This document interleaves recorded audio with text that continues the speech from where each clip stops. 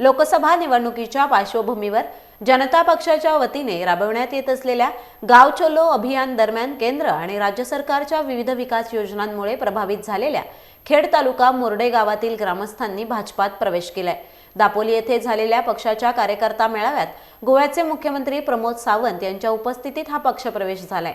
मोर्डे गावचे माजी सरपंच प्रतापराव सावंत यांच्यासह रुपाली सावंत, विविध कार्यकारी सोसायटीच्या संचालिका शेवंती येसरे, राजेंद्र पाचरेकर, गणपत निवळकर, दीपाली पाचरेकर, रवीना पाचरेकर, रोशन सिनकर, प्रवीण येसरे, लक्ष्मण येसरे, रमेश येसरे, शांताराम येसरे आदींनी पक्षात जाहीर प्रवेश केलाय।